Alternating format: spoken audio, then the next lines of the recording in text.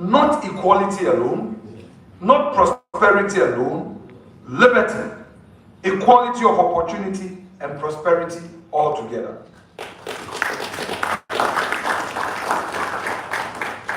So from this, it is obvious that the framers understood that each of these values, pursued in isolation, collapses in its own tyranny. Liberty without equality of opportunity breeds exclusion, where freedom exists on paper but belongs in practice only to the already privileged. Equality without liberty breeds repression, the suffocating sameness of the authoritarian state. And prosperity without justice breeds the instability that has torn nations apart, where a few grow fabulously wealthy while the many, like Fatih in a Wache kitchen, are left wondering whether this republic was ever truly meant for them. The Constitution does not choose between these values. It harmonizes them. And that harmonization is the constitutional definition of centrism. I so submit.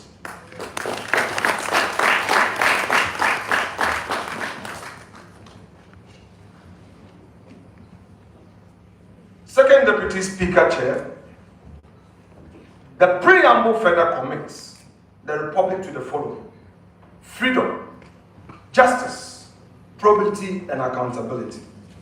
Freedom speaks to liberal democracy. Justice speaks to social fairness. Probity and accountability speak to institutional restraint. Together, these four principles constitute a constitutional rejection of authoritarianism, populism, and unregulated power in any of its forms. So now let's turn to Chapter 6 proper, the directive principles of state policy. Article 35 so declares, quote, that Ghana shall be a democratic state dedicated to the realization of freedom and justice. Again, freedom and justice held together, neither permitted to crowd out the other. Note the language used in that phraseology.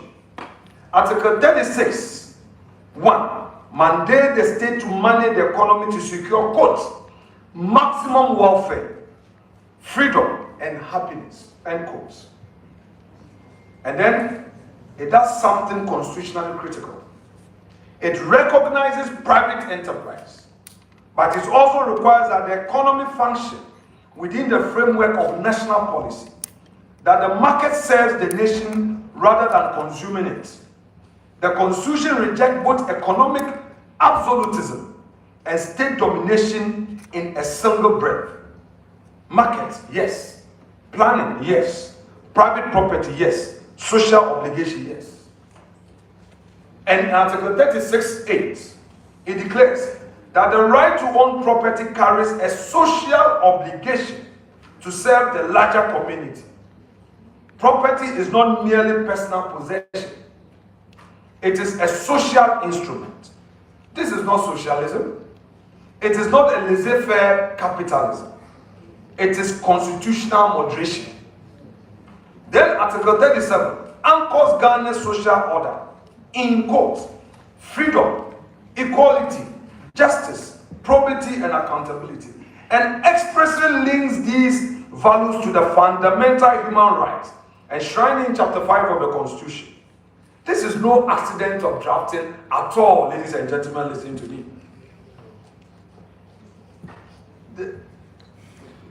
It is a deliberate constitutional architecture.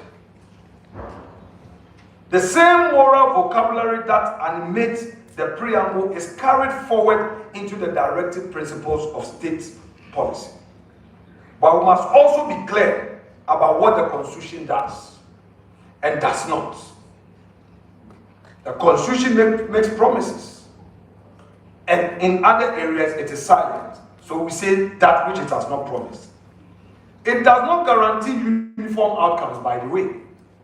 It does not impose artificial sameness. What it demands is something both more modest and more profound. equality before the law, and equality of opportunity. It requires the state to create conditions in which every Ghanaian, regardless of birth, background, or belief, has a real and fair chance to pursue a life of dignity. What it demands is something.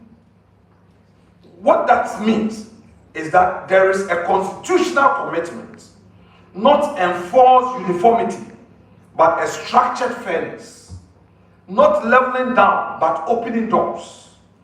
This is a constitutional promise we betray every day that Fatih carries burden in a wache kitchen with no pathway out.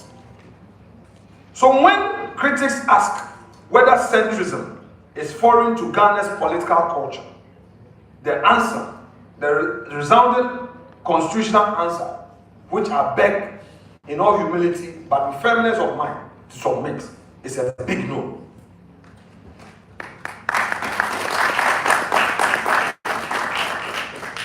Because centrism is not foreign to Ghana. Centrism is written into Ghana's constitutional DNA. Our challenge is not to invent centrism. Our challenge is to opportunize what the Constitution already envisions: a democratic state that balances liberty and justice, a market system that serves the common good, a republic where Fatih's child has a much right to a future as a child of any minister, member of parliament, or judge in this land. That is not partisan philosophy. That is philosophy. It is the only blueprint, I emphasize, the only blueprint worthy of growing a democracy. Now let me bring in Parliament, the NDPC, and the institutional guardians of centrism. Honorable Chair, a constitution that proclaimed values without institutions to enforce them is little more than beautiful words on parchment. The framers understood this, and so they built the institutional machinery to translate centrist values into centrist governance. Two institutions above all others carry the responsibility: Parliament and the National Development Planning Commission. As you may be well aware, under Article 93(2) of the Constitution, legislative power of Ghana is vested in Parliament.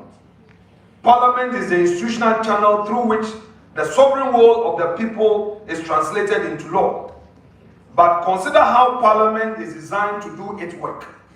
Article 106 prescribes structured procedure for lawmaking: readings, committees, debates, deliberations, and measured consideration.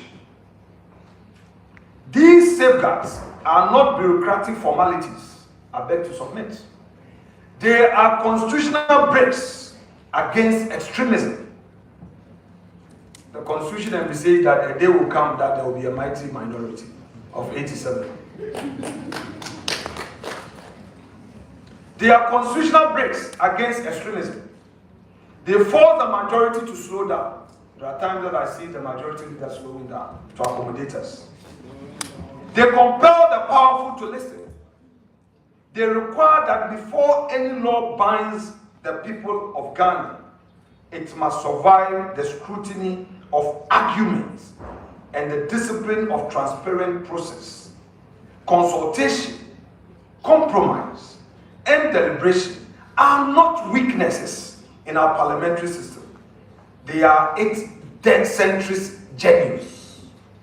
Article 103 further empowers Parliament to establish committees to scrutinize policy proposals, refine them, and align them with national priorities.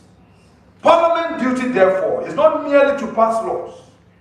It is to ensure that every law passed, every budget approved, every executive action endorsed, reflects the constitutional principle of balance, liberty with justice, market with social responsibility, and power with accountability. And yet, if we are honest, how often does Parliament perform this function with the rigor the Constitution demands? How often do we approve budgets not honestly assessed against our developmental objectives? How often does a majority use its numbers not to govern better, but simply to govern faster, bypassing the very deliberative safeguards the Constitution put in place to protect the people from excesses of power? I say this not merely as a critique of any one administration. I say it as a challenge to Parliament as an institution and to myself as a leader of a caucus. We must do better. Because when Parliament fails to be the centrist conscience of the Republic itself drifts towards extremes. Having laid this constitutional framework for Parliament, the legislature, for policy formulation, I now submit that it is precisely to harmonize national objectives into coherent long-term strategy that the same Constitution and Article 86 and 87 established the National Development Planning Commission. It mandated to transcend electoral cycles, harmonize sectoral objectives, and translate the directive principles of state policy into coordinated development strategy. Yet, it is my respectful submission that the NDPC has not fully realized this mandate.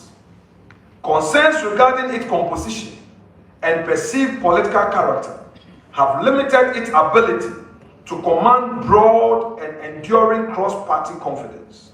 As a result, therefore, national planning has too often been episodic, one step forward, one step backward, rather than sustain national progression. Policies advance under one administration, only to stall or shift under another. This cycle weakens investor confidence, disrupts policy continuity, and constrains sustained growth. If Ghana is to break this pattern, the architecture of national planning must inspire legitimacy across political traditions. A planning institution grounded in expertise rather than political alignment will provide a stable framework within which both center-left and center-right governments can pursue their preferred instruments while adhering to a shared long-term direction. Democracy must permit alternation of power. It must not permit alternation of national purpose and direction. If our democracy is to reach greater maturity than both the center-right and center-left traditions, then it must operate within a stable constitutional development framework. Ladies and gentlemen, I submit that as a country, we need a structural imperative, re-engineering of the National Development Planning Body, the Commission. If Ghana's development challenge is characterized by policy discontinuity with each electoral transition, then the remedy cannot be partisan victory alone. It must be institutional design. Although the framers of the Constitution established the NDPC as the constitutional anchor of long-term national planning, in practice, the Commission has not fully insulated national planning from political alternation. If we are serious about sustainable development, then incremental adjustment will not suffice. Structural reform is required. Therefore, I propose 5 interlocking reforms in this lecture. 1. Reconstituting the NDPC around technical competence. The credibility of a planning institution rests first on its composition. At present, Perceptions of political alignment undermine confidence in the NDPDC's neutrality. A structured commission should prioritize technical expertise across critical domains: macroeconomics, public finance, infrastructure engineering, education policy, agriculture transformation, digital systems.